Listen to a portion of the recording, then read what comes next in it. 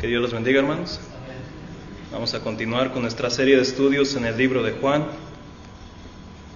La semana pasada, el último estudio que tuvimos, terminamos nuestro análisis de las primeras 3 palabras de Juan, en el principio. Vimos que es una introducción poderosa a su relato del Evangelio. El discípulo amado escogió estas palabras cuidadosamente. Quiere dar a entender de que hay una realidad inmensa, profundamente teológica del Evangelio. Está aludiendo a profecías antiguotestamentarias como también principios abstractos que a una audiencia griega le interesarían.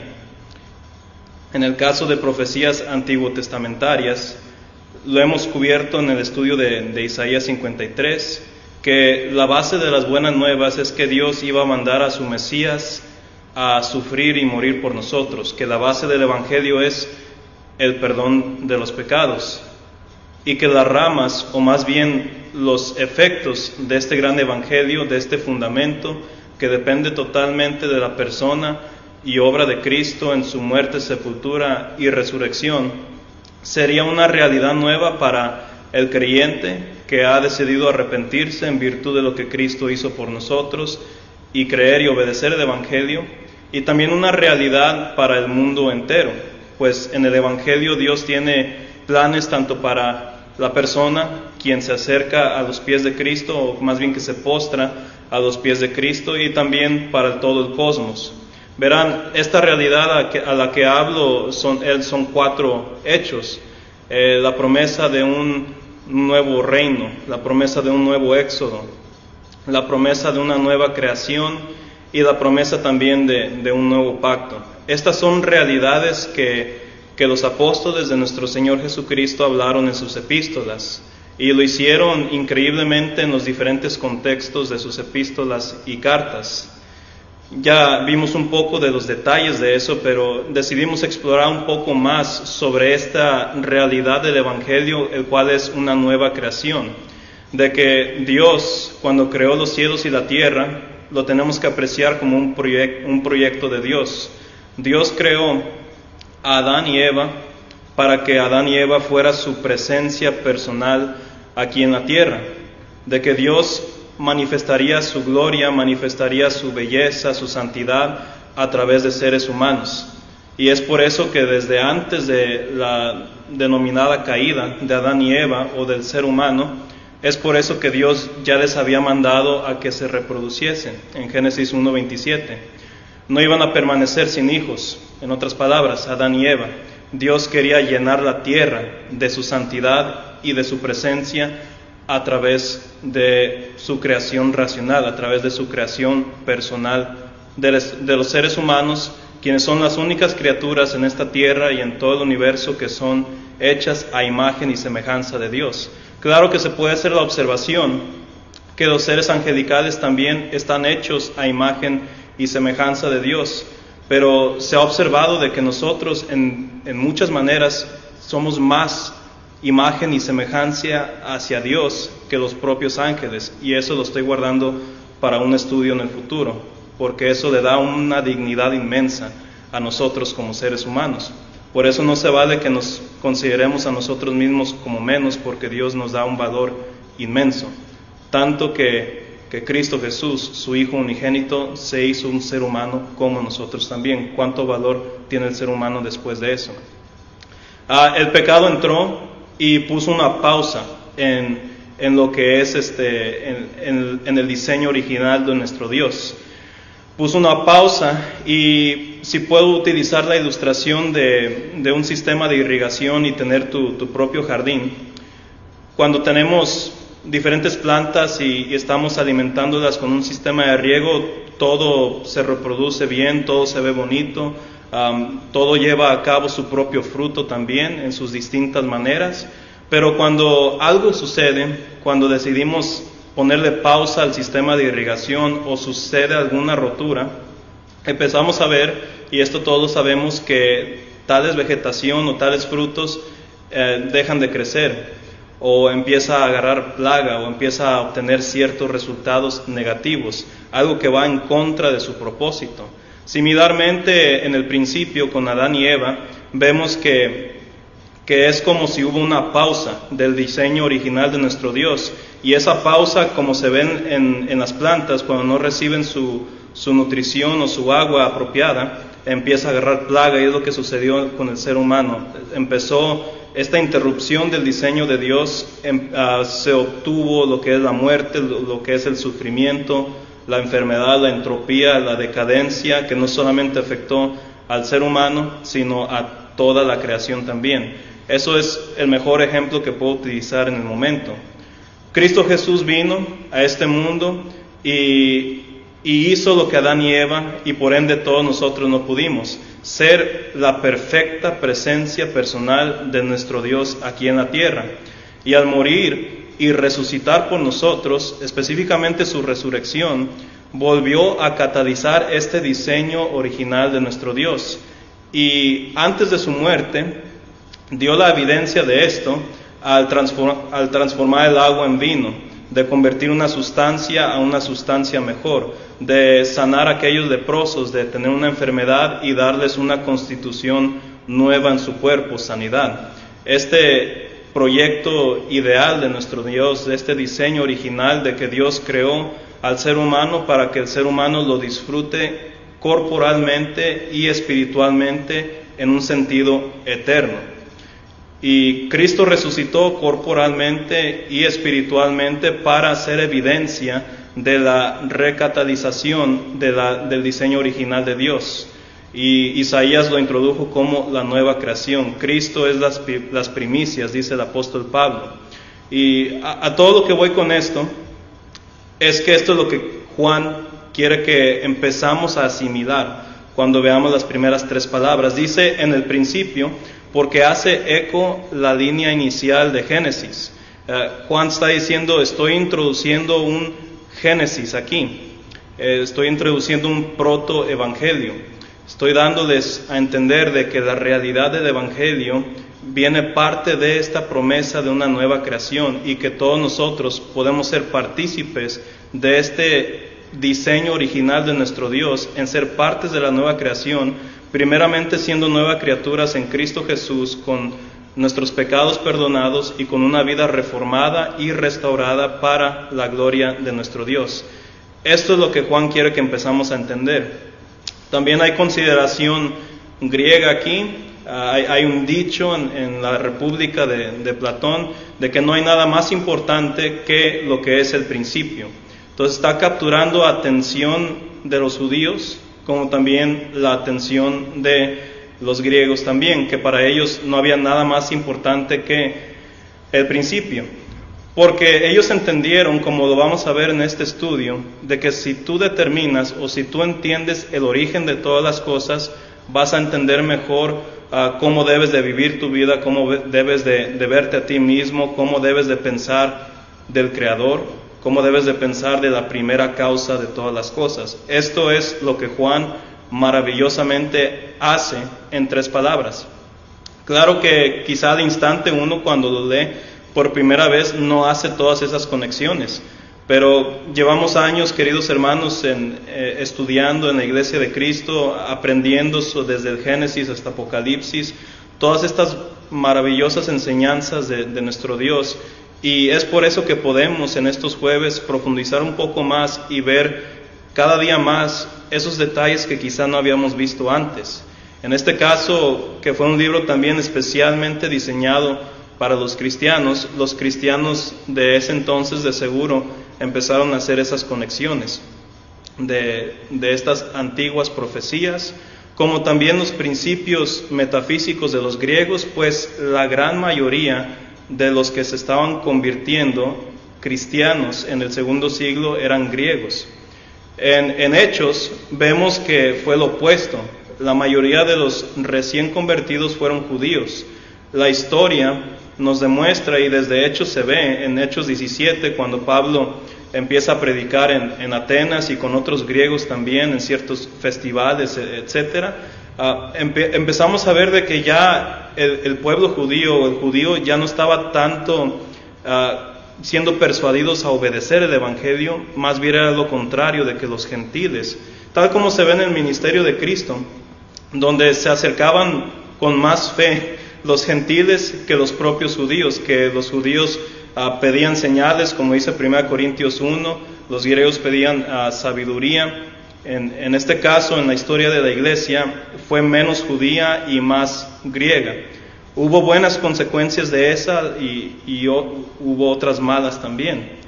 Cuando se hizo más griego o más gentil la iglesia, del segundo siglo en adelante, se perdió mucho esa esencia o ese contexto del Antiguo Testamento, porque pues los judíos aprendían todo del Antiguo Testamento desde su niñez en las sinagogas. Ellos tenían que aprender ciertos resúmenes de esta fe mosaica, y en cambio el griego, quien era educado más tarde en su vida y que también estaba más expuesto a enseñanzas griegas, pues ellos iban directamente hacia doctrina que era más de carne, doctrina cristológica, etcétera. Pero bueno, haciendo a un lado eso, ahora veamos lo que vamos a estudiar el día de hoy. Hay bastante información y les voy a pedir paciencia, pero créanme que si nos dejamos guiar con las Escrituras vamos a disfrutar mucho el estudio de hoy. Un estudio que, si no se hace de la manera correcta, puede ser un poco polémica, y antes de que me cuestionen en sus mentes, por favor les voy a pedir de una vez que me den el beneficio de la duda y vean las porciones específicas de las Escrituras que voy a mencionar. Ahorita van a ver a lo que me refiero, pero dice así: en el principio, Juan 1, 1-3, era el Verbo, y el Verbo era con Dios, y el Verbo era Dios. Este era en el principio con Dios. Todas las cosas por Él fueron hechas, y sin Él nada de lo que ha sido hecho fue hecho. Hace eco a Génesis, y hay varias similaridades entre Génesis y Juan 1, 1-3, pero también hay una gran diferencia. En Génesis, Moisés no menciona nada del Verbo. Está ausente esa porción. Y para aquellos quienes tienden a tener un poco más de hostilidad a las Escrituras, dirían: aquí hay una clara contradicción. Porque en Génesis, pues solamente dice: en el principio creó Dios los cielos y la tierra. Ya si quieres considerar la personalidad distinta del Espíritu Santo, en Génesis 1:2, donde nos dice que el Espíritu se movía sobre la faz de las aguas, diría esa persona: ok, ahí te la valgo. Pero en Génesis no se menciona nada de este verbo. Originalmente la palabra griega de este logos. Entonces, ¿hay contradicción o hay una verdad revelada hacia nosotros? Revelación, esta palabra y este concepto de revelación en las Escrituras depende totalmente de otro concepto que se llama misterio. Pablo nos dice en sus epístolas que el Evangelio fue un misterio revelado hacia nosotros. He usado de ejemplo en estos estudios de Job los domingos, de que en Job vemos un escenario que se cierra y se abre y se nos revela ciertas verdades o ciertas realidades. En este caso podemos utilizar la misma ilustración. Creo que todos hemos visto la película o la obra del Mago de Oz, ¿no? Del Wizard of Oz, donde hay un personaje misterioso que está detrás de una cortina y donde solo puedes escuchar su voz o ver un poco de semblante, y ahí los personajes del Mago de Oz están como, pues, ¿quién es esta persona? Solamente sé lo que esta persona ha revelado hacia mí. En el caso del concepto del misterio y de revelación en las Escrituras es algo similar. Dios esconde ciertas realidades misteriosas, como dicen Deuteronomio 29:29, y luego las revela hacia nosotros. Él nos muestra o nos presenta el Evangelio como tal, de que Cristo en el Antiguo Testamento hay un gran velo, donde uno, cuando ya conoce doctrina cristiana, dice: aquí está Cristo en José, aquí está Cristo en Moisés, y para uno es claro. Y es claro porque se nos ha revelado en las Escrituras eso. Mas a cambio, en un misterio se esconde y solamente se puede asimilar o ver ciertas pistas de este misterio, y solo se logran a entender o ver claramente una vez que Dios la revela hacia nosotros, tal como en la película del Mago de Oz, donde por fin se revela quién es esta persona misteriosa. En el caso de la creación, en el caso de nuestro Señor Jesucristo, es algo similar. La persona de Cristo es una doctrina misteriosa, bien escondida en el Antiguo Testamento, donde se habla de un Hijo de Dios, a pesar de que hay un claro tono de monoteísmo, de que solamente existe un Dios, pero que hay una realidad de que en Isaías 9 que va a haber un rey y que será llamado Dios con nosotros y que será llamado Rey y Dios mismo. Es un misterio que solamente se dio a entender hasta la revelación de nuestro Señor Jesucristo. El Evangelio es igual, de que un gran misterio en Isaías 53, de que el siervo de Jehová va a sufrir y de alguna manera en su sufrimiento iba a lograr la redención de las naciones. ¿Cómo puede algo que sufrimiento lo asimilamos con debilidad o con impotencia, cómo puede eso lograr pues un resultado tan magnífico como lo vemos en el Evangelio? Bueno, es un misterio que se nos ha sido revelado. En este caso sucede lo mismo. En Génesis 1 se nos alude hacia la realidad trinitaria o plural de nuestro Dios, de que existe un Dios, pero que en este Dios, como nos revela, y voy a seguir repitiendo esto, en el Nuevo Testamento existe como Padre, Hijo y Espíritu Santo. Hay pistas en Génesis 1, donde en el versículo 31, donde dice que hagamos al hombre a nuestra imagen, donde el Espíritu se presenta como una distinta entidad de Dios, que a la vez es Dios y que a la vez se sigue repitiendo esto del monoteísmo. Es un misterio que es revelado en el Nuevo Testamento, que es revelado por la gracia de Dios, porque la revelación es una faceta de la gracia de Dios. Dios no nos tiene que revelar estas grandes realidades, pero Él lo hace por su gracia y para que entendamos mejor quién es Dios y cómo es Él. Y ahora en el Nuevo Testamento, quién es Cristo y cómo es Él también. Esta es una realidad de que en el principio, en Génesis, y tal como nos lo explica Juan, existía aquello que Juan llama el Logos o el Verbo. ¿Qué es eso? ¿Qué es el significado del Verbo y por qué no lo menciona Moisés? Ya lo explicamos, es un misterio, pero una vez más, ¿por qué lo mencionaría Juan en su introducción del Evangelio? Lo menciona porque es una realidad inmensa, filosófica y también teológica, que tenemos por costumbre pasar por alto. En mi vida, queridos hermanos, nunca he oído a un expositor o a un predicador hablar de qué es el Verbo. Y la razón del por qué no es porque el verbo o el logos es un concepto filosófico. Y por dos, pensamos que la filosofía es una rebelión hacia la revelación de nuestro Dios, de que no debemos hablar de la filosofía. Hay una inclinación racional en la iglesia donde decimos todo aquello que no es la palabra de Dios no debemos de creer y de hablar, y eso es cierto. Si uno no tiene en su mente y en su corazón los fundamentos de la fe o el entendimiento apropiado de la doctrina cristiana, evite toda aquella doctrina filosófica, toda aquella doctrina histórica que la verdad francamente lo va a confundir. Pero si uno logra entender o tener un buen fundamento de doctrina cristiana, es aceptable en ocasiones acudir a conceptos extrabíblicos para tener más color o más entendimiento de lo que ciertos escritores de la Biblia misma, están diciendo. Ahora, hay mucho que digerir aquí, por eso les dije al principio que me tengan paciencia y que me den el beneficio de la duda. Lo que no quiero no quiero dar la impresión de que debemos de reemplazar los himnarios o las Biblias aquí en las bancas con libros de Aristóteles o con Platón, o que debemos de traer sermones basados en Sócrates o cualquier otro filósofo. Esa no es la intención que quiero dar.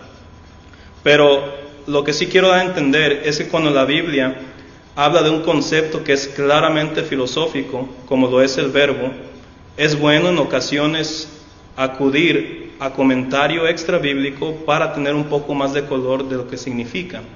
Porque, queridos hermanos, se evita esta introducción de Juan, de que en el principio era el verbo, y si no entendemos el trasfondo original de esta palabra que viene de la filosofía, pues no tiene mucho sentido lo que está diciendo Juan. Lo hacemos todo el tiempo, queridos hermanos. Hay grandes expositores, somos bendecidos con grandes expositores en la Iglesia de Cristo a través de toda la nación de Estados Unidos y de otros lugares, donde tienen mucho entrenamiento arqueológico del idioma original, etc. A veces hay predicadores que van hacia el idioma original, al hebreo, al griego, y cuando lo hacen, le dan más color o nos dan más entendimiento de lo que está diciendo las Escrituras. ¿Por qué? Porque la Biblia no fue escrito originalmente en español o en inglés, fue escrito en hebreo o en griego y en ciertas ocasiones en arameo. Y cuando acudes a ese contexto original, logras tener más jugo, logras tener más entendimiento de lo que se está diciendo. Ya se ha vuelto muy común, y por buena razón, que en sermones o en conferencias bíblicas ya hay hermanos quienes acuden a documentos o comentarios culturales de trasfondos cultural judío o griego, y te da mucho más color y más entendimiento del texto. Con ese mismo permiso, con esa misma costumbre, voy a hacer lo igual. Voy a dar un pequeño comentario filosófico de lo que significa esta parte que en el principio era el verbo. Si no lo hago, vamos a dejar ir una gran enseñanza. Pero antes de dar esa enseñanza, antes de dar ese comentario filosófico, quiero primero, porque siempre, como me conocen, quiero obtener ese permiso bíblico de hacerlo. No me gusta simplemente llegar y decir, ok, debemos de hacer esto y lo voy a hacer. Lo voy a hacer con permiso bíblico, y vamos a ver ciertas porciones de las Escrituras para que no quede nada en claro de que uno no quiere seguir las enseñanzas de la Biblia. Ahora, existe una gran advertencia en Colosenses 2, versículo 8. Vamos a ir a ese texto, Colosenses 2, 8. Y no vamos a tener los versículos en la pantalla, entonces vamos a utilizar nuestras escrituras. Colosenses 2, 8. Este versículo es, sin ninguna duda, la razón principal del por qué cuando oímos la palabra filosofía automáticamente pensamos, no quiero nada que ver. Y una vez más es una buena reacción en tener. Pero cuando hay un concepto que es claramente griego o filosófico, como en Juan, que en el principio era el verbo, que el verbo una vez más es un concepto extra bíblico, entonces hay que considerar algunos puntos aquí. En Colosenses 2:8 hay una clara advertencia, dice lo siguiente: mirad que nadie os engañe por medio de filosofías y huecas sutilezas, según las tradiciones de los hombres, conforme a los rudimentos del mundo, y no según Cristo. Por encimita el versículo es muy claro, dice: no estudies, no escuches y mucho menos consideres la filosofía cuando tienes la palabra perfecta de nuestro Dios. Como principio, el principio es perfecto, lo que se interpreta ahí, esa reacción natural. Pero hay un problema. Pablo escribió Colosenses, y si Pablo en verdad está diciendo que debemos de evitar la filosofía a todo costo, entonces él mismo rompió el mandamiento. Veamos Hechos 17. Hechos 17, sermón que siempre estoy haciendo referencia porque me encanta, Hechos 17, versículos 16 en adelante. Hechos 17, 16 en adelante. Vamos a leer todo el sermón de Pablo. Pablo está predicando en Atenas, y pues los griegos, quienes estaban escuchando a Pablo predicar, no les estaba gustando mucho lo que estaba diciendo Pablo, y en un intento de humillarlo, lo llevaron a un centro donde se dedicaban las personas a discutir y a debatir, y querían en esencia avergonzarlo en un lugar que se llama el Areópago. Lo llevaron ahí y pensaron que quizá Pablo era analfabeta, o por lo menos alguien quien no se podía defender, que no podía defender su posición. Comprobaron todo lo contrario, porque Pablo delibera un sermón sin abrir su Biblia y solamente habla naturalmente en un sentido apologético y con referencia a la filosofía. Vean lo que dice aquí. Dice: mientras Pablo los esperaba en Atenas, su espíritu se enardecía viendo la ciudad entregada a la idolatría. Así que discutía en la sinagoga con los judíos y piadosos, y en la plaza cada día con los que concurrían. Y algunos filósofos de los epicureos y de los estoicos disputaban con él, y unos decían: ¿qué querrá decir este palabrero? Y otros: parece que es predicador de nuevos dioses, porque les predicaba el evangelio de Jesús y de la resurrección. Y tomándole le trajeron al Areópago, diciendo: ¿podemos saber qué es esta nueva enseñanza de que hablas? Pues traes a nuestros oídos cosas extrañas, queremos pues saber qué quiere decir esto. Porque todos los atenienses y los extranjeros residentes ahí en ninguna otra cosa se interesaban, sino en decir o en oír algo nuevo. Como que no eran muy trabajadores estos amigos. Dice el versículo 22: entonces Pablo, puesto en pie en medio del Areópago, dijo: varones atenienses, en todo observo que sois muy religiosos. Porque pasando y mirando vuestros santuarios, hallé también un altar en el cual estaba esta inscripción: al Dios no conocido, al que vosotros adoráis, pues sin conocerle es a quien yo os anuncio. El Dios que hizo el mundo y todas las cosas que en él hay, siendo Señor del cielo y de la tierra, no habita en templos hechos por manos humanas, ni es honrado por manos de hombres, como si necesitase de algo, pues Él es quien da a todos vida y aliento y todas las cosas. Y de una sangre ha hecho todo el linaje de los hombres para que habiten sobre toda la faz de la tierra, y les ha prefijado el orden de los tiempos y los límites de su habitación, para que busquen a Dios, si en alguna manera palpando puedan hallarle, aunque ciertamente no está lejos de cada uno de nosotros. Antes de continuar, un pequeño comentario. Está hablando con dos grupos filosóficos muy específicos y muy prevalentes en este tiempo: los epicureos y los estoicos. Los estoicos sí creían que existía un Dios, pero tenían una perspectiva bastante errónea de cómo era Dios, y entre sí unas doctrinas un poco extrañas, pero eran relativamente un poco más moral que los epicureos, porque ellos son el equivalente al ateo del día de hoy, donde creían que todo está hecho en átomos y que todo el universo llegó a existir sin causa, de la nada, muy caótico. Y ellos no creían en la existencia del alma, no creían en la existencia de otras cosas trascendentales, y tenían de hecho hasta un dicho: comamos y bebamos porque mañana moriremos. Para ellos solo importaba la felicidad, sin importar las consecuencias morales o físicas de sus acciones. Si esto te hace feliz, hazlo, sin importar si es bueno o malo. Son personas, o eran grupos, que claramente no sabían del Antiguo Testamento y que claramente no tenían un interés en el Antiguo Testamento.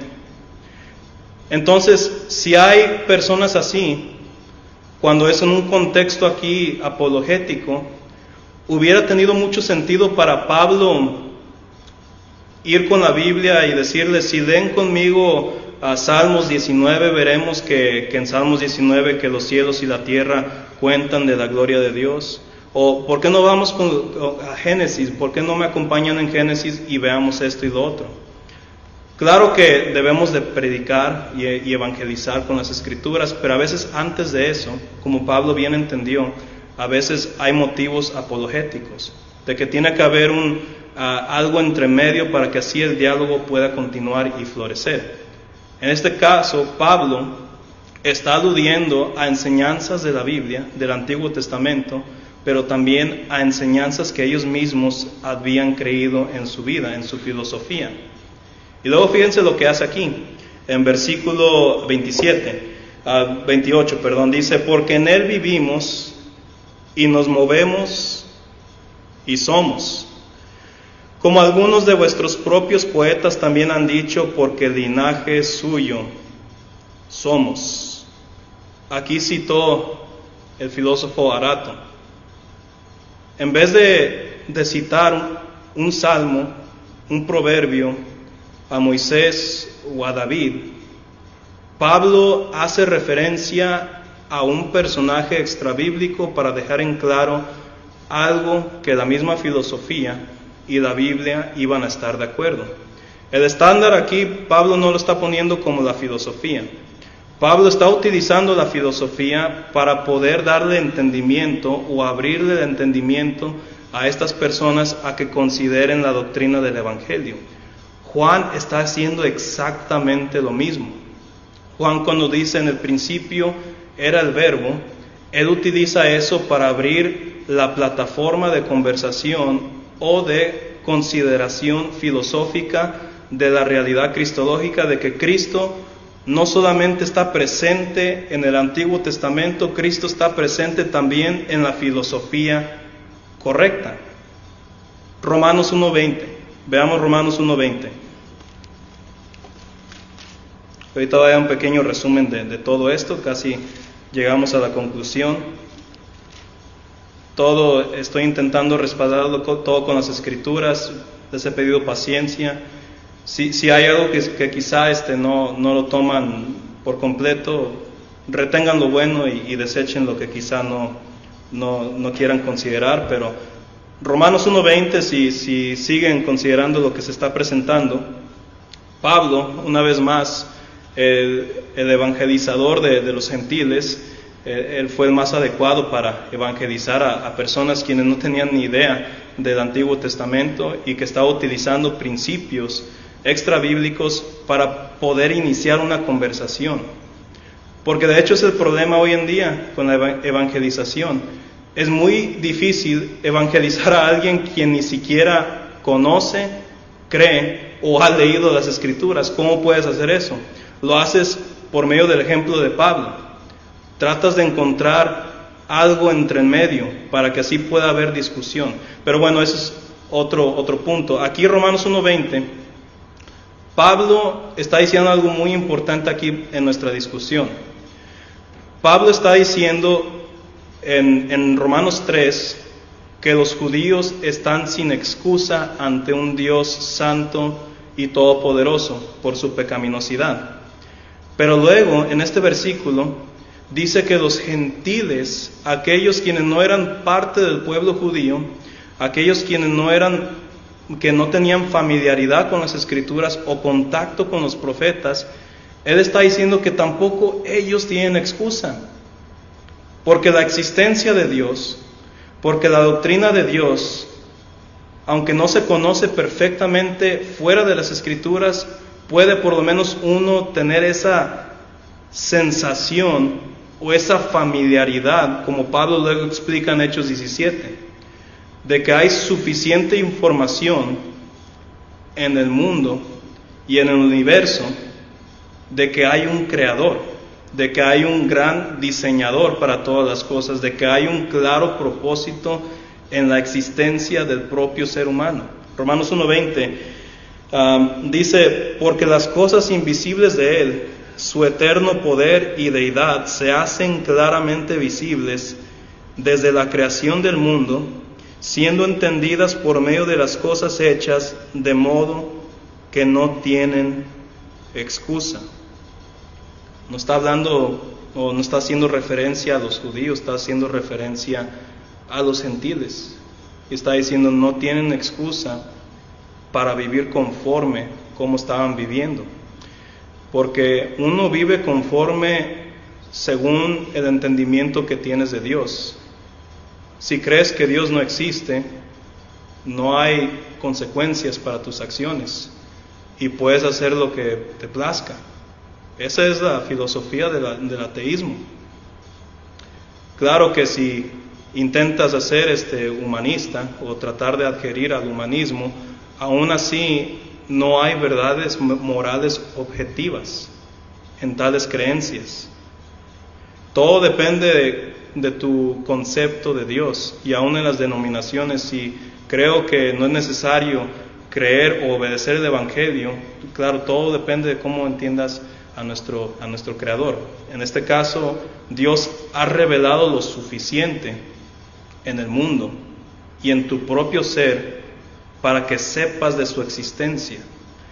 Y ese conocimiento va siendo refinado por la revelación de las Sagradas Escrituras, principalmente a través de nuestro Señor Jesucristo, quien es la imagen visible de nuestro Dios. Entonces, volviendo a Colosenses 2:8, cuando dicen que no seas engañado por filosofías o huecas sutilezas, el contexto demanda a otra interpretación, de que Pablo más bien se refiere a la filosofía de los gnósticos, quienes presentaban a Jesucristo como alguien quien no pudo haber tenido una humanidad, porque para ellos la humanidad era algo corrupto, era algo inconcebible como para que el Logos o el Verbo se convirtiera en.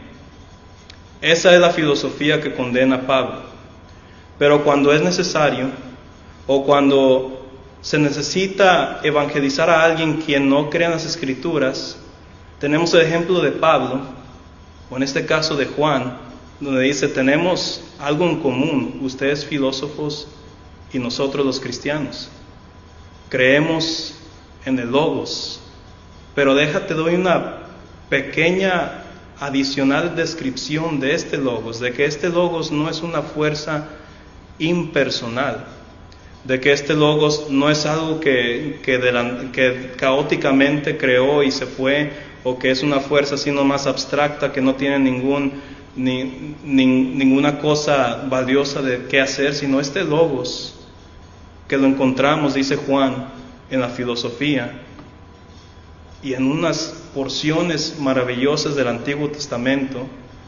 Vemos que es Cristo, y que este Logos se convirtió en un ser humano por nosotros, y que a través de su ser, a través de su persona, hemos logrado alcanzar un conocimiento verdadero de nuestro Dios y poder ser partícipes de una realidad, de una nueva creación, una realidad centrada en el Evangelio, basado en los hechos de la muerte, sepultura y resurrección de Cristo Jesús.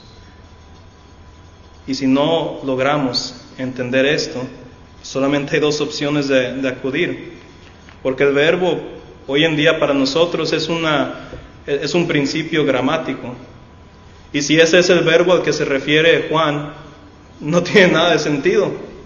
¿Cómo que esta parte de una oración escrita del verbo, qué tiene que ver con Cristo? O el Logos, este aspecto de cuando un orador trata de convencer a su audiencia, ¿esto qué tiene que ver con el verbo del que habla Juan? Aquí, hermanos, hay consideración teológica y filosófica que necesitamos acudir, pero más hablaremos de ello cuando sea el momento apropiado. Gracias por su atención, que Dios los bendiga.